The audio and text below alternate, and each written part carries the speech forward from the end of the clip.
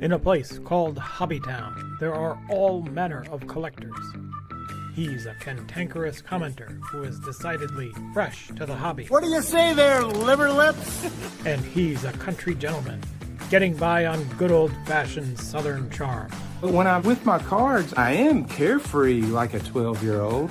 Can two vintage card collectors coexist in conversation without driving each other crazy? The cracked ice house treasures, kaboomy. Kaboomies. Kaboomy, one of one. You got to get some Southern drawl in this YouTube community, man. This is Hobby Talk with the Odd Couple, Tony the Southern Collector and Mike Petty.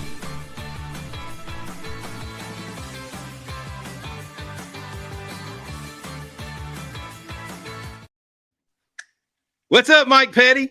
Hey, what's up, beaver feet? Cheers, cheers, big ears. There you go, Here's big looking boy. at you. Mm-hmm. Hey, man, it seems like it's been 6 weeks since we did that last one, or even 6 months. It seems like forever. Yeah, well, you've been busier than a beaver. You're on every show. I saw you on Jeremy Lee. You've been on his show.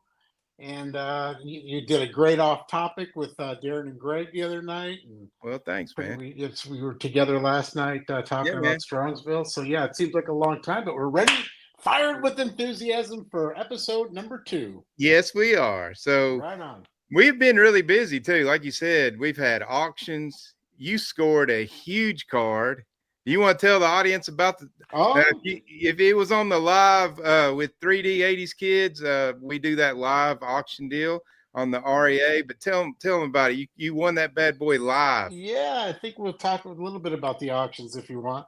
Well, if those that don't know, we've been doing a little auction show on the John 380 Kid Network, and just either heritage or REA auctions, and sometimes we're involved in the auctions, you and I, sometimes we're not.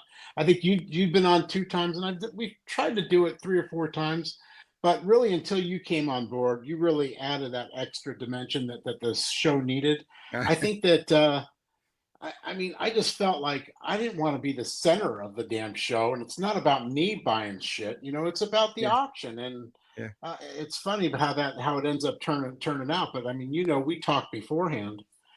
Some of the things we were looking for. You were looking for that lot with that Larry Doby. And I had been on the lookout for the T206 Hannes Wagner lookalike card for some time.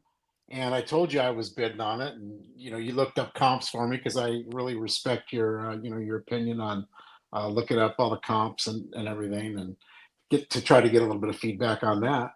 And yeah, I mean, if the audience wants to see what we walked away with and the petty party, I mean, we got that little bad boy in the house. Look at that baby. Yeah, let me see if I can get you up there. I don't know how to do this. I don't know, but anyway, I can't do it. Screw it. Although you did, I mean, it's close enough. Yeah, I can't. Look, I'm blowing everybody up but me. Or you. That's okay. They can get the idea of it anyway. You'll figure it out one of these days. But so anyway, I'm really happy to have it. What I really like about it is it's got honest corners. You know how I tried to tell you everything was either fresh to the hobby or it's newly discovered, and now the latest buzzword is honest corners. Yeah. So yeah, happy to have that one. Oh man, in the collection. And it was cool seeing you win it live, man. It was. I mean, it was a little embarrassing, and then I was trying to compare it to the one that Ash had out there for just a minute, and those SGC pictures can be deceiving. They look so good when and the card was nice, but after getting this card in person and then comparing it to the one he had, I'm just as happy or more so. This one's more centered than that one was. And the scratch that they had in the case, I don't think they presented it that well on REA. Yeah, the picture was decent, but I don't think they took a great picture of it compared to how it looks. It worked out for me to my advantage. I got it for less than your comp and Tony's comps. Yeah, I mean, hey man, you got a great deal on that. I feel it was a good deal. Yeah, I mean, it's a hell of a lot of money. Kind of stopped me in my tracks from buying anything. So, well, let's talk about your lots. Well, before I talk about it, I like before we get started to kind of say, look, at the end of this, we're going to do the petty minute, and he's even got a big surprise for you. So I want to make sure y'all hang on to the end. I should have done that show before the surprise. Yeah, look at that. I got a new venture, Mike Petty and the Card Breakers coming live. The mystery pack from Mike Petty. So we're going to get to that at the end. But yeah, I was, perusing the RA auction. Man, it was at the very back of the dang lots, and they had the 52 Burke Ross, Larry Doby sign, had the Duke Snyder, had the Ralph Kiner, had the Phil Rizzuto, and then it had 12 other ones. And well, that's the other funny thing. When you were showing me the auction and we were talking about it, it had the 4 pictures on there. And I kept saying, gosh, that's a lot of money. Well, it got up close to, it was a little bit over, what, $2,000? No, it was $1,900. $1,900? Which in the end, I mean, with that entire lot, and after you started doing some research a little and looking at how many of those were signed, not a particular tough autographs, other, like Doby signed a lot, Snyder, Rizzuto, but not on the Burke Rosses. No, those things are Doby, honestly, Doby's he doesn't have a lot of autographs out there, man. Maybe not on the cards, no. Like a lot of times it's 20 is as most as he'll have in a single year, pop count wise. So on cards, on a card, yeah, and most of them are like 12 to 10 to 13-ish. So how about Bob Feller? Oh, Bob Feller's got a ton. Okay, so even his cards, because I know he signed, 1,000. But so did Mickey Mantle. He did, but I mean, there's Mantle's a lot of his cards out there, aren't but they? no, Mantle's, if you compare the amount of cards that have been graded to the amount of signed cards that have been graded, it's under 1% of the entire population. Right. Okay. Well, what about Feller? I haven't looked his up. I haven't done a signed run of his. Well, like Snyder's autograph used to be able to get on a ball for like $20 or $8 for a signed picture.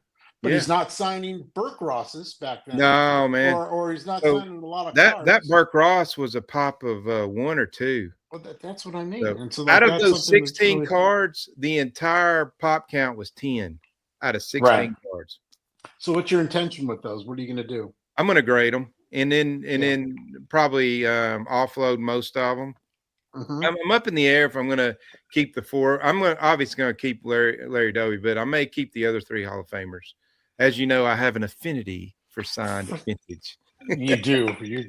Boy, so proved that let's discuss the other night, dude. Right. The other night was bonkers, Saturday night. So for those of y'all that don't know, I had done some serious moves, more moves than I had ever done before. You were shifting the chip. I sold every 1960 Mickey Mantle I owned, and even sold a couple of like a 57. I didn't sell any of my signed ones or any of my good 50 ones, but I wanted this. That right there was the goal. Also, you look good holding that card too, my friend. Oh, dude! Also sold my sepia 1910 Ty Cobb postcard, and I was building up. I had all this. I was going to possibly move another huge card to get the money, and that sucker got up to 170,000. And I had Mr. Petty on the phone with me. I was going through all the emotions on what do I do? What do I do? Well, I'm not spending that kind of money. And so I passed. So I told Mike at that very moment, what'd I say, Mike? You said I'm pivoting. You said I'm pivoting. That was the word. You happened to find some auction house, and you must have logged in there before and saw it, or what? Yeah, I'd already logged in there and put some placer bids on a couple of cards, but I didn't have one on this particular one because I thought I was going to try to get this big Jackie rookie sign. And anyways, I pivot. And we go over to SPC Auctions. Never even heard of it until a week ago. Somebody in our Discord group told us about it. And they got a 54. I shouldn't really tell this. I don't want to. But anyways, I get another. What do you mean you don't want to tell it? I might save that. I'm going to save that for the reveal video. No, we're not sending no saving for no review. They can watch this, then they can watch the review. Yeah, so well, see on that because we yeah. have to So talk I about was. it. I mean, it was a significant card in your life. It was amazing, man. Considering that card, that beautiful Jackie Robinson card. I mean, so you guys all that know me know that I was an autograph guy, but I'm not a big autograph card guy. And it's just I just never got really involved in them much, and I don't want to go chasing another rabbit down the hole. I like my lane that I'm in, and that's pretty much it. But I'm very outspoken about a lot of these cards when card on card auto when they just look like shit. I mean, Yeah. we talked about that Koufax last time. Yeah, we did. How it In was fact, all I picked blurry. this one up. You did get that. Yeah, I got this Look at one in the. I think it was the REA one. No, it wasn't REA. I can't remember which one. But I it was. mean, but look at that compared to the blue card, the Retardo. Yeah, right. I mean, that's a this is a classic it's a 1970s autograph here. Okay. Yeah, This is ballpoint not pen. from. This is an old autograph on it with ballpoint. Pick this pen. one up too. Look at that Cepeda. Yeah. Okay. Now here's a perfect example. It's a great card, but it's Orlando's. You know, his Cepeda is not there. That's his rookie card, though. I know, but what I'm saying is, why couldn't he sign it across in the red where you can see the whole thing? You know, like you can't even see. So that's my point of the thing is we pay a lot for these cards. They're autographed, they're certified, but you can't see half of them. Yeah, and a lot of them. So when you can see them, I mean that is thrilling. So I believe that you showed me. Now I'll tell you what. I already lost that. I already lost this card. You showed me an autograph. Yeah. You want to see that cards. One? Yeah, let's see. So you showed me an autograph. One I grabbed. So take a look at this autograph here, guys. What I loved about it was its best wishes, like the other one, but the pen is so dark. And having seen these at Ontario show, because we were sending you some pictures. Yep. There was nothing like this. Everything was faded and really bad. And in fact, on yours, if you look, it looks like that autograph where it says best is kind of scrapey. But what it really is, if you look closer, you can see that that's actually indented with the blue ink. Yep. With that pen. So he pressed really hard. And the funny thing is, what did they give that autograph on the an 8. Yeah, okay. An 8. Okay. Because the loop on the J went off the bottom of the card. And the N went off. Yeah. You know, off the side, like he does on a lot of other cards. Well, my point is that is a 10 autograph. Yeah. You know what I mean? I mean, it's when you talk about how bold it is, you're going to let PSA. So they dictated that, you know, that autograph. And then you started after. So, well, why don't you go ahead and tell the story now, how you were looking at this. And I said, wow. I said, you had 10 minutes to get I had 10 minutes. When you finally walked away and bid that guy up, cost him $50,000. that was nice. Yeah, I did. So, I mean, you know, he wanted it more than you. But you wanted it, but I mean, it was, I want to make it clear too, that Bowman, that was entirely going to be paid for out of selling parts of my collection. It wasn't like I was taking a loan at the bank or putting some money on my credit card. I mean, I was selling some big cards and some huge cards in order, because I already had a deal in place with a dealer. Exactly. That if I were to get that card, he was going to buy these huge cards from me. But if I didn't get the card, I kept my cards. So, and so also there was some other money involved with a card that I had stolen a while back, and the insurance money came in. I'll talk about that another day. So I had money for it, but it wasn't. You did, and you had a budget, which, you know, had a budget. In the end, you semi stuck to it. I mean, I think you made a pretty ballsy effort, even to go over it a couple of bids. You know, I agree. Back and forth, and so I really appreciated too behind the scenes watching you. And then when you said, okay, that's it, you didn't put another bid in. Yeah. And that's when you said, let's go take a look at this auction over here. And I said, you know, I've heard of them, but I said, let me try to sign up. So I'm trying to sign up, but you're already in there. Yeah. And you go in there. So now tell them what happens. So 10 minutes left. I go in. I said, well, I don't know whether it's already in extended. And I put a bid and it let me. And then that was the last bid. Nobody even bid. Well, it was 10 to 7. Yeah. And 7 o'clock was a cutoff. If you didn't quit that other card I know. When you did, you would have I know. missed out on this opportunity. I know. And And so I got after- that so, one for a fraction of the cost. And then, Yeah. you know, when it got extended, nobody bid. So I don't know. I mean, it was expensive, but it was way under the amount of money I'd raised for the other one. So I'm happy. Right. I'm thrilled to have it. But I will say this, it's gone through my mind today. Like, should I have sold some of the other big cards and went even higher on the rookie? Because that rookie's a pop 9.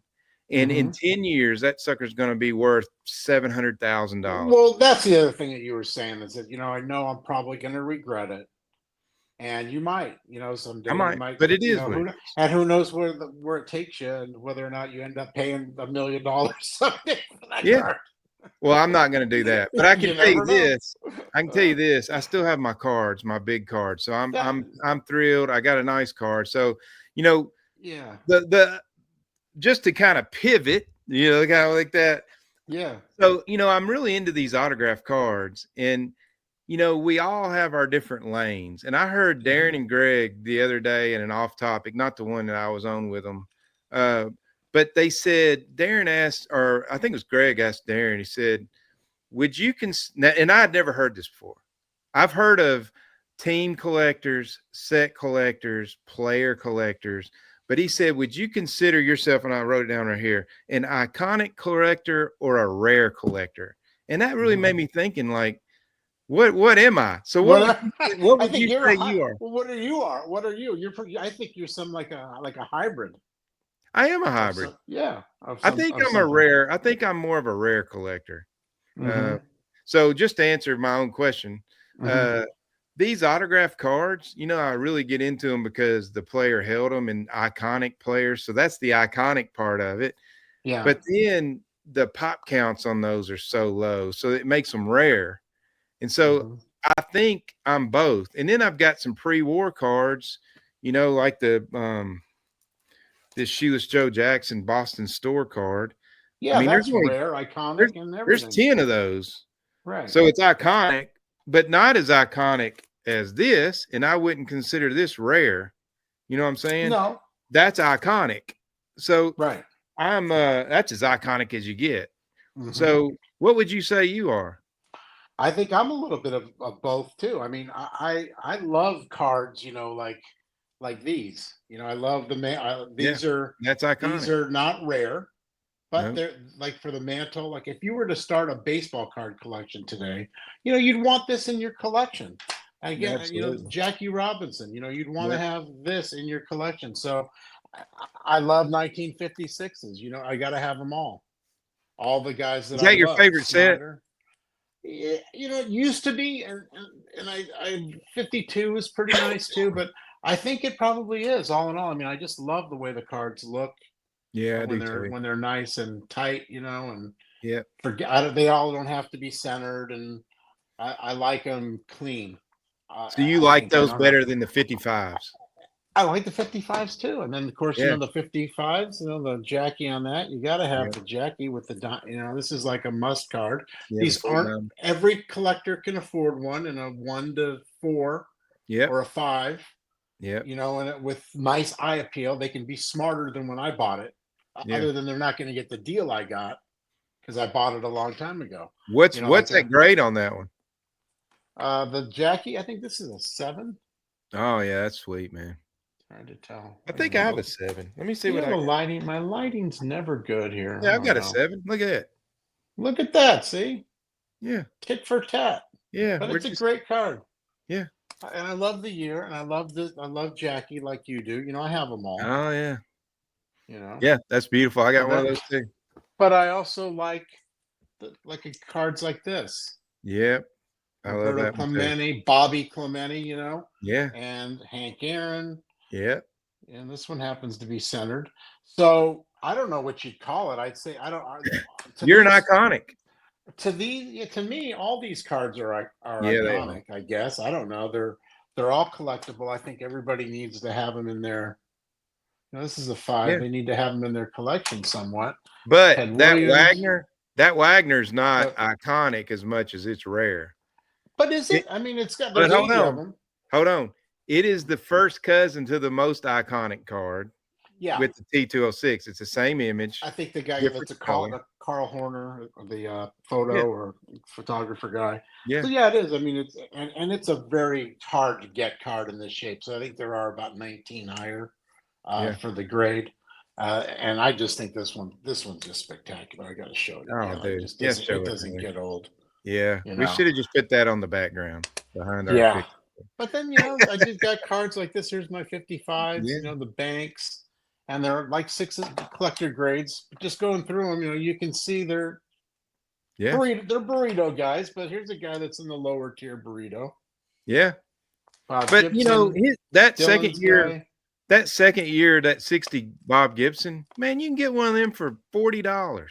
Yeah, $100 probably ridiculous. for a 7, or if Yeah. you really wanted to get a beautiful one. Here, mantle, of Yep, course. yep, And I yep. don't have many mantles like in grades of 7 or more, but I have mostly 6s. Here's a 57. It's you have a 57. You kept yours, right? Oh, I sold that one. That was the Oh, best you one I sold it. sold. Yeah, that's Oh, one of the ones I boy. just sold. That's Here's my gonna be on highest my- graded mantle. The Yeah, 7.5. that's a nice one too. Whoo-wee. And centered. It's a it's- little off left to right, but it's It's, sharp. Well, compared to mine, it's centered. But and then also I've got this mantle right here in a 1.5. And it's Yeah. more centered than centered, the one I it's have. It's got honest corners, and Yep. it ain't got any wrinkles. But it's got one of the corners is bad. Another guess- iconic card is this. Everybody Oh, shows that's this one. very iconic. I have it in a 2.5, but it's perfectly centered. This was even before centering was a thing. Man, got I it, love you so. showing your collection, man. I mean, I don't see really you show a lot of comment, these. I don't show a lot yeah, of these no, cards. look at This that, one, dude. I happen to just break them out of the safe today because I'm putting them all in the bank Awesome. before I go.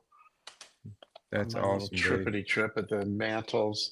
Oh, and then there's even just Yogi. You gotta love Yogi. So you said to show some cards today, so I think I'm representing. Dude, that was it. You got awesome, a bro. bunch. Yeah. got a And bunch, so. again, some of those like that 55 Yogi, that's not a break the bank card. No, it's But not. man, But any it's classic. collector needs to have stuff like that in their collection. And that comes down to, the rookie cards get all the love. But man, that 55 Banks, second year card, it's absolutely gorgeous. It's got the red color. Try to find it centered. Oh, Go it's ahead, I impossible. dare you. It's harder than the Richie Allen 71. The toughest card I ever tried to find centered was this one. That bad boy, trying to find a centered one of those. I looked for months, man. Boy, you really hit the jackpot with that. Yeah, that's about as centered as you're going. It's a little bit of a tilt to it. Now, but would you it's ever thought of selling that or giving that away if you acquired that Jackie Robinson autograph, or would you be moving on? There's a few cards. So I don't know, man. I didn't get that far, but it's gone through my mind a lot today. I don't know if I'd have moved that one because it's so centered. I've got some iconic cards. I mean, you don't get any more iconic card than that, but I can get one of those in about any auction I want to. And my feeling on that was, that when you got that card too, it's something like, speaking from a guy who has one, and when I got it, it kind of just at the time, I had been chasing it since I was 13 years old.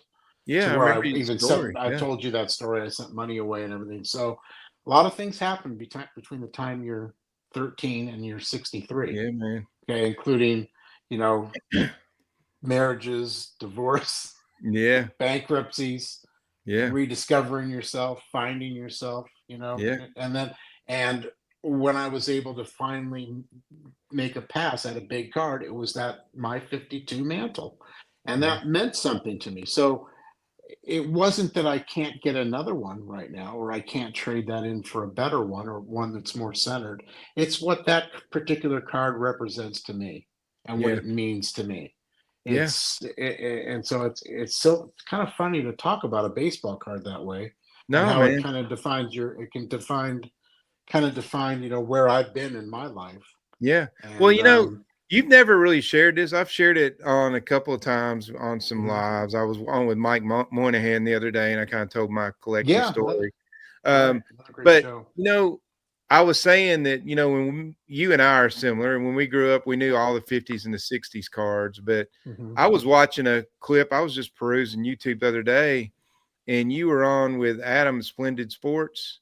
And you were talking about, at that point, I could tell you were in your infancy of talking about some of the pre-war stuff. You had just kind of jumped in that, and you knew some about it, but you know a lot more about that now. So tell me, what was the impetus of you going down that road? What happened? Was it YouTube videos? What was it? Yeah, so it's funny you mentioned that, but a little bit, but not really. I mean, it just happened to be where my particular trajectory took me. I had always wanted those cards and the T206, as I've mentioned before, but I knew that they were a lot more costly than collecting all these cards from the 50s, 60s, and 70s that I always wanted first. Yeah. And that was quite a commitment. Yeah. And by the time I started going backwards, the pandemic hit, and it pretty much, you know, I had started with my 33 Gaudy Ruth and with my Cobb, my red Cobb, you know, dabbled in a few little other things here and there, but never really went back. And then when the pandemic hit, I really went into raw mostly because they were just a little bit cards that were off the, you know, your early wins, your Warren Spahn 51s. I filled those sets in, you know, guys like Gaylord Perry and Boog Powell's, and the filling in my Brooks Robinson runs and little things like that that didn't need to be graded necessarily, or that I just always just wanted them. Yeah. So that's pretty much what I did. And I didn't go, you know, I didn't get into that price war with, I mean, those Babe Ruths, those Gaudis, they literally went from 3,000 for like a nice 1.5 to 12,000 overnight. Oh, wow. Well, they've You know, come now back they've down. a little bit. Yeah. You know, because you can maybe get a 2 now for 10, Yeah. 12,000, maybe these, but you know, as you know, these dealers, they want the world. And Yeah. a one, they're still asking for a nice one, 6, 8,000, some of Yeah. them. And I'm just not gonna play their game. Obviously, I've been looking for that card for 5 years now, that red Ruth, you know, so I haven't found the right one. Last year, when you weren't at Strongsville, and you mentioned Mike Moynihan, they had that grill collection. He had a couple of really nice 2.5 Ruths, offered me a really nice deal on them. In the end, it would have taken my entire Strongsville budget, because I already did agree to buy the Gehrig. There was a really nice green Gehrig, you know, the 34. Yeah. And so by buying both of those, and then, you know, he really isn't the type of guy that wants to negotiate at all. And then I didn't really feel it was worth, like, you know, trying to get it. Hey, can you do it for 9,500? And then I didn't really want them anyway, so it really wasn't the money, all the thing. They were both the cards had like very bad shift on them. They were 2.5. They had color shift pretty bad. Yeah. Which you don't see a lot with that. But and then he was able to, you know, he said, man, don't worry about it. He said, no harm, no foul. He was really cool about it, you know. And then he just took him to Ash. Got about the same money anyway from Ash. He sold them, I'm sure. Yeah. And always, you know, you're never going to get stuck with those cards. Yeah. But because of that, I had a lot more money to spend. I ended up with that ice cream Gehrig I wrote a check for. Yeah. And I got one of the yellow Ruths anyway, in a 1. It wasn't a 2.5, but it had better registration, better centering than the 2.5. The back was a little bit jerky, but it looked great. So that's kind of what I'm looking for. I'm kind of a 1 and 2, maybe a 3 shopper these days on these. That's these what cards, I am, you know? on the pre-war. And because I just feel like, hey, you know, nothing's really out of my reach if I look that way. But I mean, the times are catching up with us too. You know, people are paying more and more. I look at Jeremy Lee paying 175 grand for that 1.5 Cracker Jack. Yeah. I mean, that's just freaking insane in my eyes. But the card's gorgeous. The card's amazing. You know, I mean, but you know, that's the biggest example of what's going on right now in the vintage world, where people aren't really paying as much attention to the numbers anymore as they are eye appeal. And so he paid an eye appeal tax on that bad boy. And you know, he got a great card, man. But it wasn't just him that bid that amount. There was a dude Well, underneath. that's the other thing. There's got to be somebody else bidding, right? I know, man. I mean, and people were bidding it. They would have been happy to have it. Yeah. And I think too, it's one of those things. Like for me, I have a real hard time paying 5 prices for a 1.5. Yeah. And Well, I mean, any card, no matter. Dropping cards here, but I mean, Oh, I set the record on authentic on this one. Yeah. I mean, And I mean, we're no stranger to setting records. I've always joked that I set records every time I buy a damn card. hey, you know what the old saying is? Records are made to be broken. They say that every time a record gets for broken. us anyway. I never, occasionally we win one on the Yeah. good end. But Well, like Roger Maris's family was there when McGuire broke the record. So, next time you break a record, I'll just shake your hand on this video and isn't I'll the pass truth? I mean, I don't. Thank God I didn't break a record on that Wagner. You didn't break a record on your little pickup that you had. No, there was one sold for like $6,000 more than what I paid for that. Yeah, that looked worse. Yeah, and that you attract that same exact card in another auction that got sold. I mean, it's a lot, and you didn't check that. That was the other thing. You kind of just went off your gut. Well, I had seen it like a couple days earlier. You saw it, but I didn't check it. I just kind of know because I look at those all the time. Yeah. So I told you I saw it for $110,000 asking at the Ontario show. We sent you some pictures, and I would never have let you do. They were horrible. So I went ahead and did it on my phone. Now I got all the pop all the jackies. How do you do that beautiful spreadsheet on your phone? Oh, it's just on my notes. But there's only on his 8 main cards, there's only 94 signed cards, man. Oh, you're in trouble. You are in trouble. And then there's 4 Burke Ross and 16 of the exhibits he signed. People love getting those exhibits signed, apparently. But they're not getting them signed anymore. No. And I haven't seen any of the Bond bread signed before. No, why? I don't know if anybody ever signed those. I don't know why. There's such a low pop count. So on that, I can't remember the exact number, but the 55 that I've signed, this one right here. Yeah. Where's the signature again? Oh no, there it is. Okay. The percentage of signed cards on that versus just the regular population is like 0.4%. It's below 1% of the cards are signed. Right. So it's just such a rarity, man. It's more rare than a 9 or in that card, a PSA 9. Well, the prices are reflecting that. Yeah, it is. Yeah, well, a PSA 9 in that card is probably $100,000 when you think. I don't know. It's out of my pay grade. Because the registry. I don't think I have one. The only 9 I have in my collection is the Kellogg's. I don't have any. I've got a bunch of crap, bunch of 1 to 3s, and I don't have any 9s in the vintage. I do in the modern stuff. I got 10s and 9s. Well, a lot of people were smart and loaded up on those years ago when they could.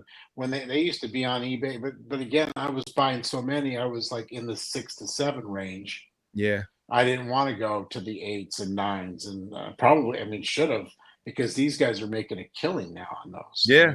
The registry, and I don't know, PSA, they just went up today with their grading charges and their time right now. They're so far behind. As people are bitching about SGC, they're behind. Yeah. I think the hobby's doing pretty good all in all, don't you think? Oh, it's healthy, man. I mean, them prices the other night on that Love the Game were insane. But, going back to me doing these autograph cards, I've gotten addicted to those recently. You think? Yeah. But, I'd always loved them. But that's an example of how over time you can change, like your focus changes. Greg Miller always talks about that focus. In my focus change. I agree. So tell me, like, how's your focus changed over the years? I know you talked about. I'm Eddie impatient. You know that. So like a lot of people are anal Eddies, right, with the registries, or like they're just laser focused on centering. So I've just always been patient, and I've been trying to be more patient my entire life as I'm getting older, especially now as I'm getting near the end game in my collection. I mean, I'm not going to just all of a sudden find a passion for signed cards. I understand, because when you were a kid, you had the foresight you were getting cards signed. So you know it was different than me. I was in front of athletes and had a lot of signatures too, but I never thought about getting card signed. Never merged the two. It just wasn't something that we did in my era, but you evidently did. Yeah. So you have that first love, that first generation love for that, and that's never going to go away. And you know, for no reason, or for I certainly understand it. And anybody that's collected, I mean, I do believe that is a area in vintage that has, definitely room to continue to Yeah. grow. So For the why reasons did you you said. get away from collecting all the autographs? I know you have a Because there ton was of, scammers at every bend, but and weren't I you got getting most of tired of it. those in person though? No, I mean, Oh, I you got weren't. some of Okay. the I got some of them in person in the '80s and '90s, but what I was collecting, I originally just want my wife for many years, Tony. I was in this office here and I just had blank walls. I never cared about hanging up anything. A buddy of mine had a couple of these Mariano Rivera. They were, I think they were up Steiner. He was signing for Steiner. Yeah. They were 16 by 20, just gorgeous. And my wife's a big Mariano Rivera fan, big Yankee fan. Yeah. So I was going to buy her one and start her wall. She had a big life-size cutout of Mariano in her office. So he showed me two. He goes, "Which one do you want?" I go, "Dude, these are beautiful." I go, "I need both of them." So I took them home. You're winning brownie points with cognac. That's always good, right? Yeah. Got it cheap. So I got those for her, and I said, I'm going to start getting into autographs, and started getting right away. Where do you go next? Mickey Mantle autographs. If Yeah. you got, I had a ball, I had a picture maybe, Yeah. and I just started with balls at first, and then pictures to put in back of me, and then Yeah. I started doing more research and realizing I'm buying fakes. Oh, really? I bought a couple fakes at the beginning because you're trying to save money, trying to Yeah. how that goes. But The where were you best one, buying them? Were you on eBay? eBay. Okay. eBay. Yeah, there was a lot of fakes on there, like Is that crazy. back in the day when you had to ship them a check? I did send checks for some of those back I've then. heard of those days. I wasn't in the But hobby then, so I didn't know yeah, anything you about meet guys at the McDonald's and stuff like that. But anyway, that's when I said, I'm going to learn these autographs because I had a passion for them. So I started learning Mantle. That's when I started picking up all my good Mantle stuff. I shredded all the other shit. I started watching YouTube back then. This was 2005, that. probably. Oh, awesome. See, that's Started what my next watching question was. and going on Autograph Central and learning there, and going on Net 54. They just started that autograph thing and learning Mantle signature to the point is now I could just blink and 99% of them I can tell right at just looking, is it fake or not So on PSA a should just Mantle. send their crap to you and let you grade. I could definitely, because and they're not missing Mantle. The only Yeah. thing that I question is, like, where did all these Mantle signed cards come from? Are they being reprinted? Like, I never could really discern the difference between live ink and printed ink, because I could tell the signature was real or not, but is it live? And the only way to tell, I mean, I guess you have loop. Even with the loops, I Is the couldn't tell if it intention. was like, yeah. Well, that's obviously, but with a ball, with a mark of Sharpie, But with a you can't Sharpie, this is tell. the one, if I put this on Facebook, on the autographed Facebook page, there'd Yeah. be half the people would tell me that's fake if it was Well, wrong. they're idiots though, and like Yeah. I told you before, like when I didn't know you, if I saw that signature, I would just tell you. I mean, it's a no brainer. And I Yeah. kind of go on there once in a while and opine when the thing is just cartoonish looking, Yeah. But there's a perfect example of that M. How it's very hard to You can just replicate tell. that bottom M with that flick up like that. But some of the new forgers have gotten very good at it. And there's another one again with the flick and the product placement, as I like to say, a perfect placement of that autograph. Yeah. So these are things. PSA is not missing those. You know what would be good? Nice. If nice. PSA would just, like, they don't really tell you a lot of stuff and they don't have to, but it would be awesome if they told you, like, last month we detected 30 fake Mickey Mantle autographs. they have come out. I've heard Nat say, or one of the other guys before, and said that's definitely the most faked autograph. And the Yeah, ones but that they ought to tell us how I many. think they told us. I mean, I think they've made a mention before Have that they really? I it didn't might have hear. been like a I don't know if it was 100 a day or 1,000, but I know Oh, wow. I've heard the amounts, That's and crazy. they don't want you to know. Yeah. Because they keep you stupid. Like you can show them, like, well, why did it fail? They're not going to tell you. Well, They want you. They charge you. when I was on Jeremy Lee's the other night, and they had the dude who was the head of PSA in Canada, and Yeah. he was on there with me, man, he was the nicest guy. So I'm thinking to myself, do I ask him the question I want to ask him? And I thought, screw it. What are they going to do? Fire me? And they're not paying me anyway. so, so I asked him, I said, you know what would help y'all out a lot would be to let people see your operation and see how you're doing these grades. How are you grading? Like, do y'all have a little cubicle set up? Does everybody have a little loop? Do they have a computerized screen? Microscopes? What are they doing? I said, if you just did a quick tour and just showed this is what it looks like inside of a PSA grading room. And I asked him that question. I thought, I'm not going to throw him a softball. I want him to tell me why. And he gave me an answer that I'd never thought of before. But he said, if we show you why, we're scared that that's going to let the people who like to scam us, they're going to see how we're doing it, and it'll give them a way to beat the system. But if they don't know the system, they can't beat it. Yeah, I mean, Kind of that's like his Barry point. Bonds. I mean, in the clear. it's a good talking point, but it's all a bunch of verbal blowjobs as far I as I'm know. considering. Because the fact is like they can't tell.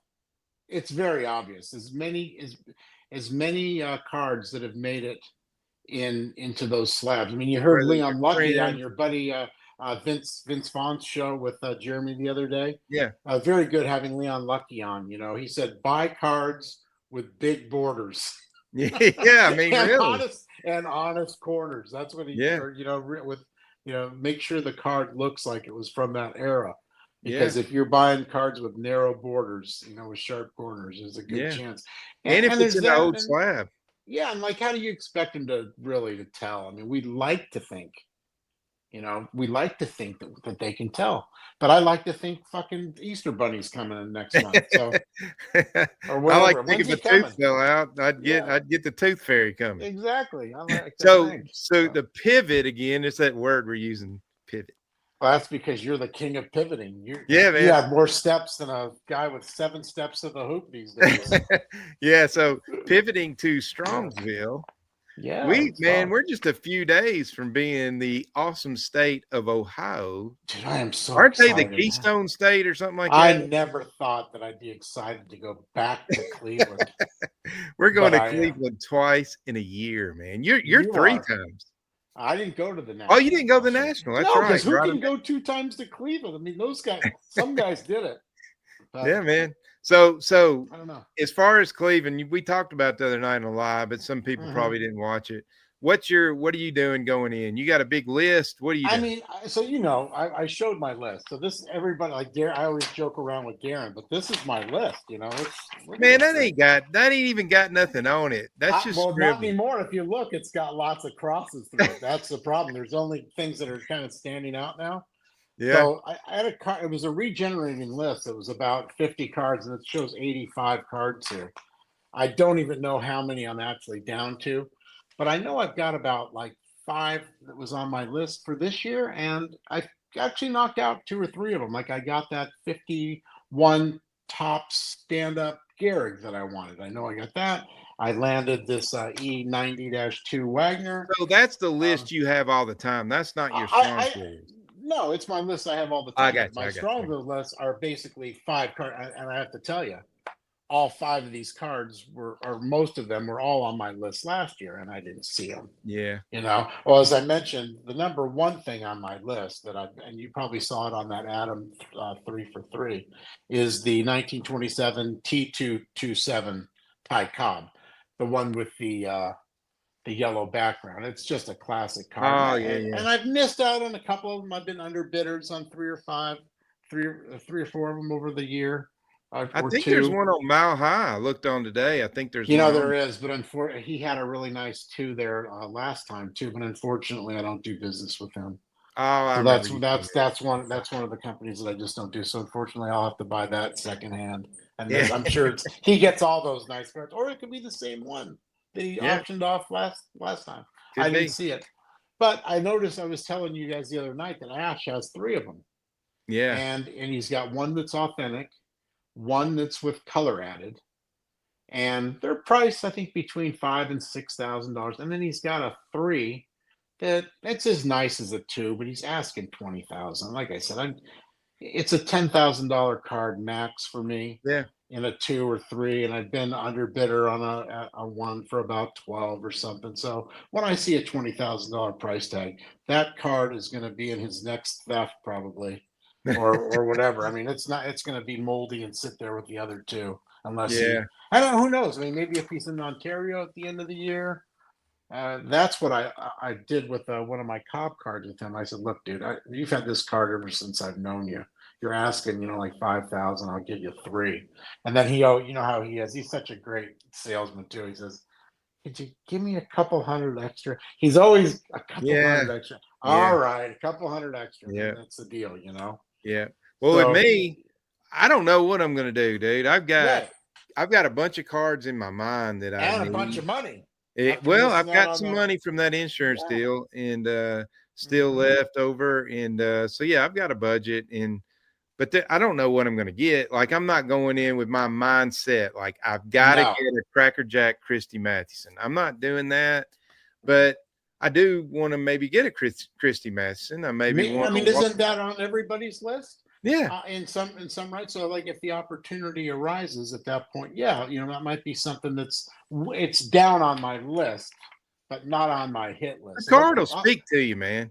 The yeah, card will speak to you. like if I find a home run derby Aaron, I was looking for that last year. The M116 Wagner, and I've even opened up my the low level fruit, like the 49 Leafs, which I used to hate.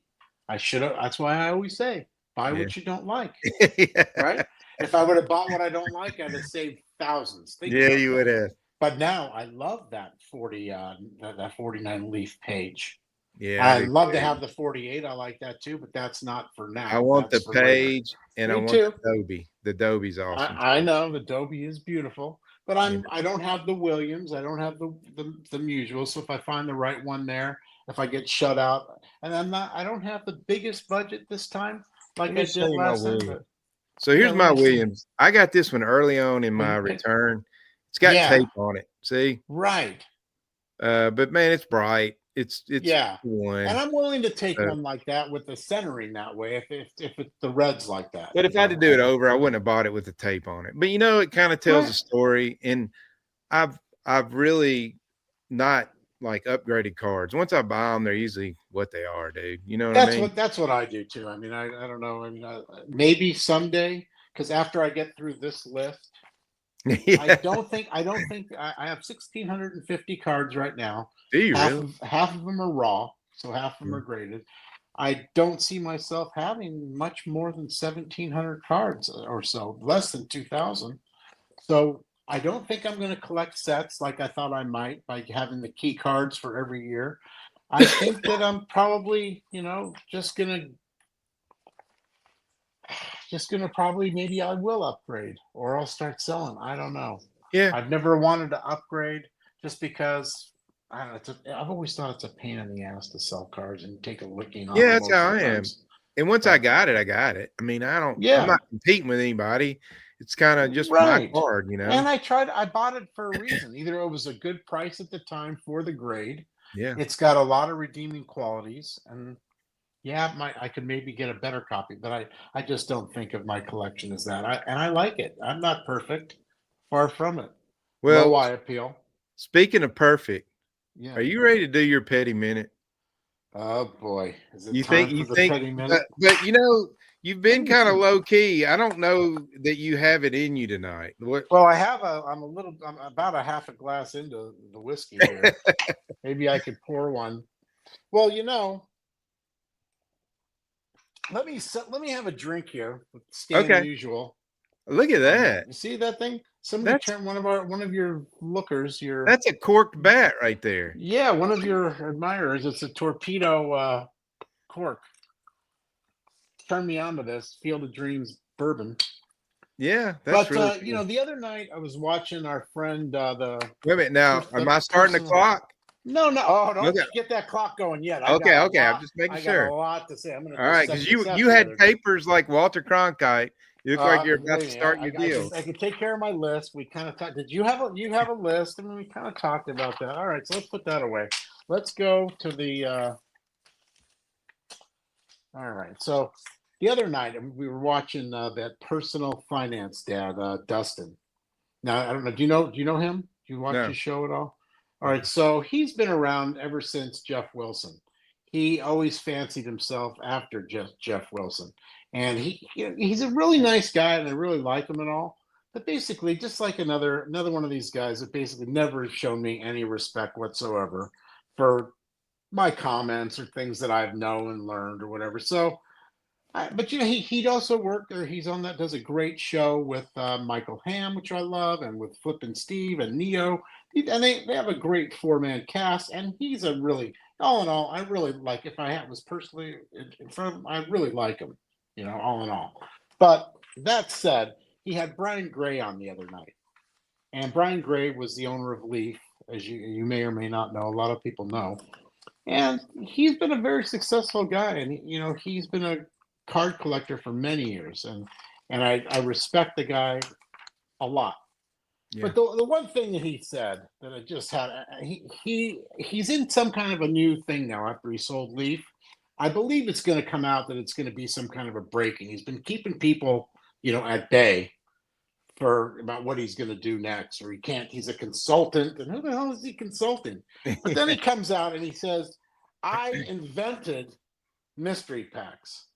Okay. What? Considering this, I said, "So look, dude, I invented fucking baseball cards. Then you invented mystery packs because I've seen them before you were born." Yeah. So with that said, the mystery packs, I remember them from the 1960s. They were hangers. They call them hangers now, right? I guess cards hang, right? Yeah. Yeah. So I hear. You go in the supermarket, and they'd have all these on pegs, the pegboard with the thing, and they had rack packs. Yeah, three stacks. But back then they were kind of called Christmas packs. Yeah. And they were also old stock.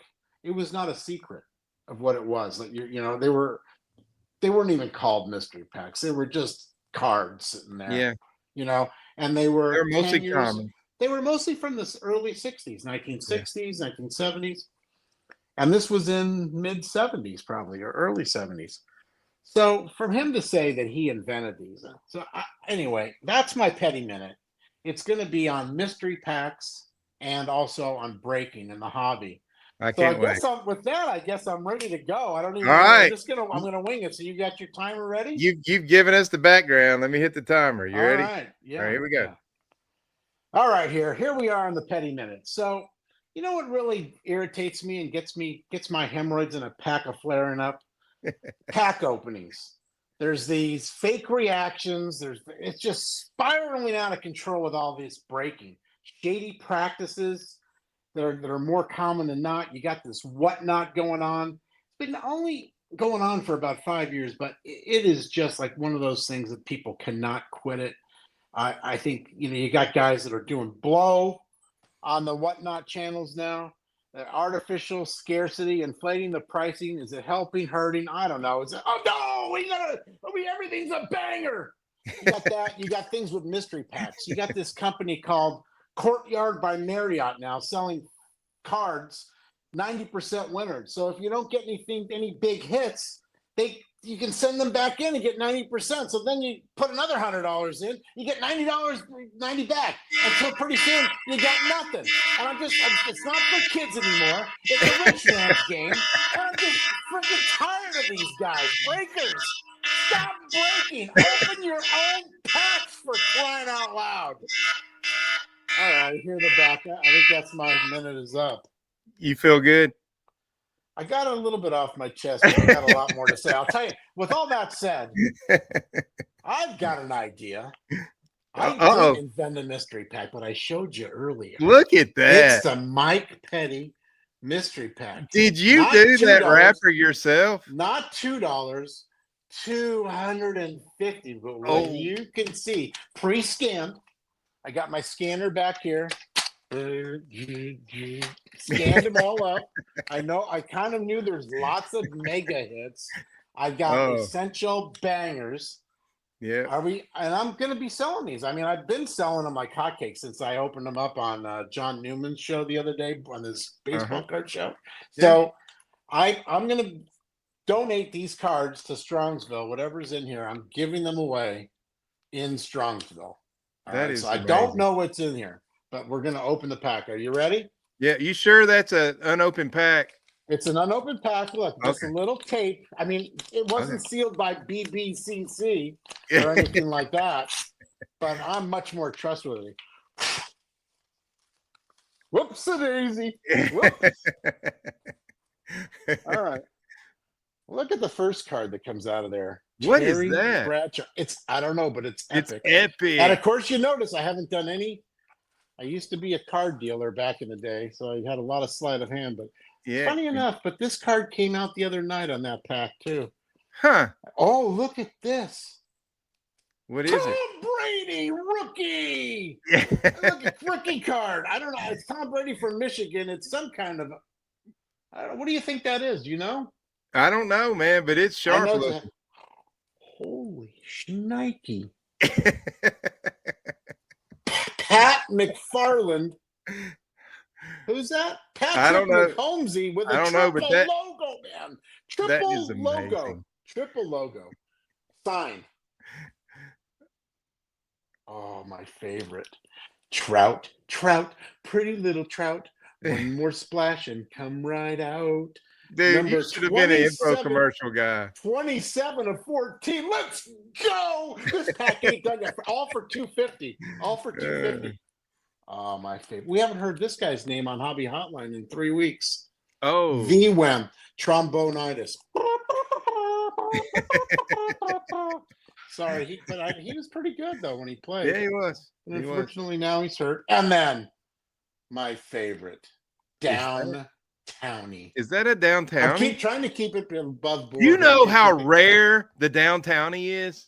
I know it's not an extra large one like me, but it's a one of one, I've heard. It's got a guitar on it. Here's one. Whoops, it slipped out of the plastic. Uh-oh. You better put it back in there. Love Lulu. What? NBA patch auto. Where did you get that? 1 of 4. Hey. I got it online. I mean, I bought it. Look here, Petty. You better put it in the sleeve. Put it in the sleeve. You take the card. You put it in the one time. I need the penny slaver doesn't even. He shattered me the other day. I asked him for some free samples. He goes, "No, you're asking for free samples. You must be broke, man." I go, "No, I don't know the difference between 15 point, 30 point, and the point on my head. And why do I need penny sleeves? I got these stupid things." Oh man, I've messed you up. Show us what else you got. Sorry, another. Where do you get packs with 2 Patrick Mahomes autographs?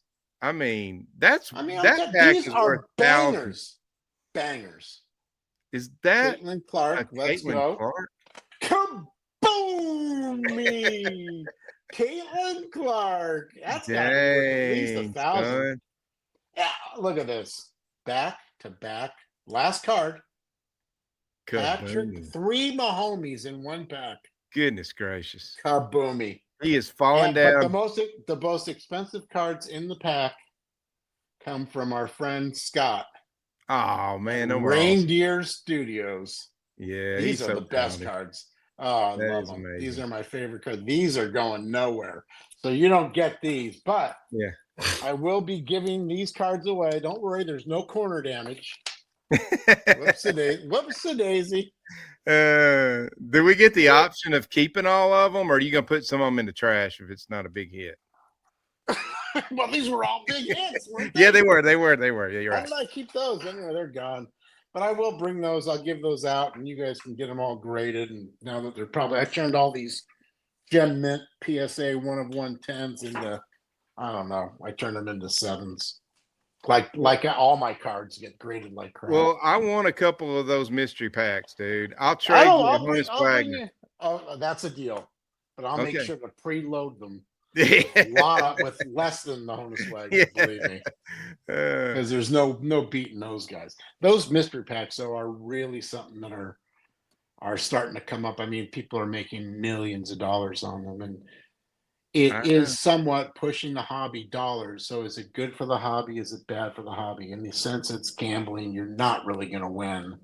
There's only one people. The people that are going to win are the house the people that are selling the house, and it's not regulated. And anyway, I just think it's absurd what the hobby has become. But that's just me. Well, Mike, it's been fun, buddy. Yeah, it's always good talking to you. The next time I'm going to see you is going to be Thursday. But hey, let's do this. Yeah. Next Monday, or the Monday after Strongsville, we're going to do my first live. We'll have me, you, Greg Miller, a couple other buddies. It's going to be fun. We're going to rehash the show and just kind of tell some stories. Now, I'm very busy in Strongsville. You know, I'm booked every 15 minutes. I know you are. I mean, I have my itinerary is like War and Peace, believe me. I've got appointments. I don't know. I'll try to fit you guys in. But well, man, I appreciate it. We're just the little guys. There's a good chance that I could be heading out the back door quite a lot. Well, all right, brother. Well, man, it's been fun. I can't wait to do another one a month from now. Yeah, me too. I think that went well. Hopefully people will watch. You won't lose any subscribers like the last time. I hope not. All right, Mike. Thanks, buddy. All right, Tony, man. Good talking to you. See you later there. Later, Nits. Right. See you, buddy. Peace out.